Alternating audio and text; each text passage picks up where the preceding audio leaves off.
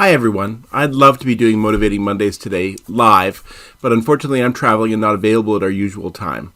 If you're new to this, we do Motivating Mondays live every week, 8:30 a.m. Pacific, 11:30 a.m. Eastern. We see this as a great opportunity to share our own insights into job development, get motivated for the week to come, and be able to dive into a different discussion topic each week. If you'd like to join us, membership in the Canadian Job Development Network is absolutely free. Just go to www.jobdevelopment.org to start your membership today. So let's talk about 12 tips and tricks for job developers to use in 2025. Earlier in December, we ran 12 social media posts called the 12 Tips of Job Development, similar to the 12 Days of Christmas. But let's be honest, we can all use a great job development tip, but giving you 10 Lords of Leaping just feels awkward after a while. I mean, do we even tip them? Who knows?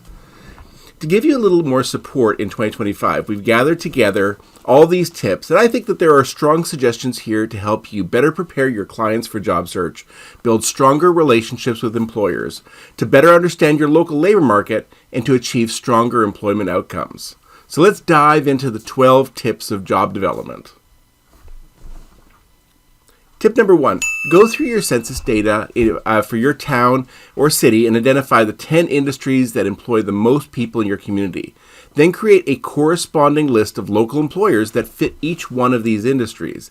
This way, your job development strategy will reflect the local community makeup of the town that you're in.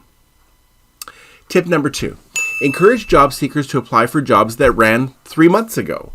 On average, 1 in 5 new employees don't last 3 months, either quitting, getting fired, or being promoted.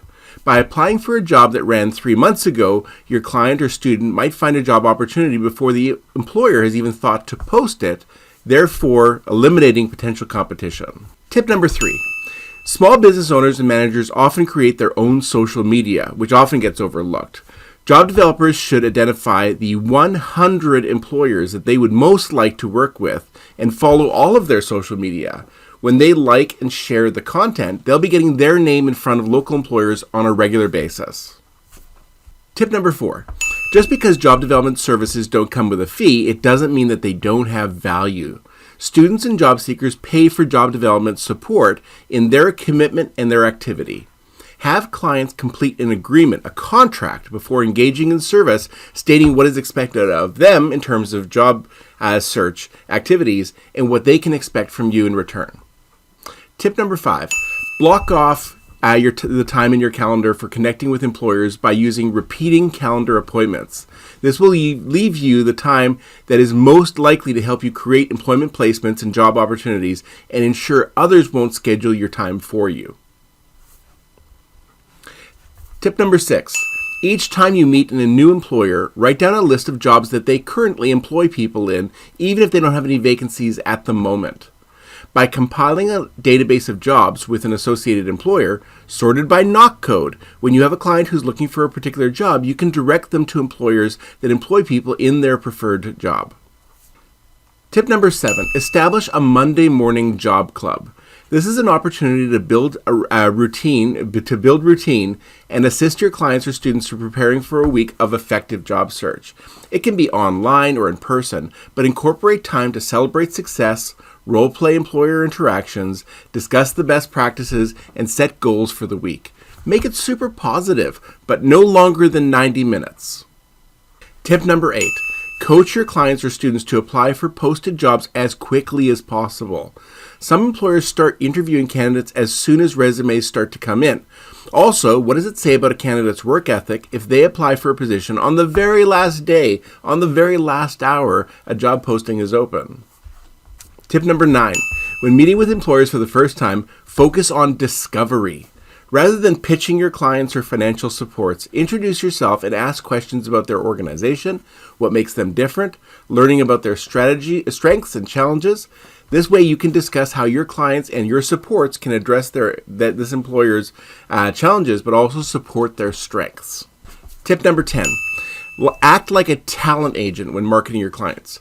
Never say things like, oh, well, I'm working with a recent immigrant, or I'm working with a young person who's new to the job market, or I'm assisting someone who has a slight disability. Now, it's natural to want employers to empathize with our clients, but that's not how they make decisions on who to hire. We want to market our clients or students based on their strengths and the unique contribution that they can make to that employer. Tip number 11, keep a scoreboard on your desk and update it daily.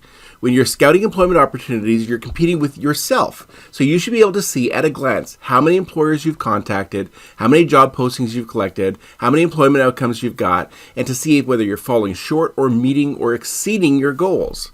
When you fall short of your goals, that's not bad. Think about new strategies and approaches. And when you exceed your goals, take time to celebrate. Tip number 12.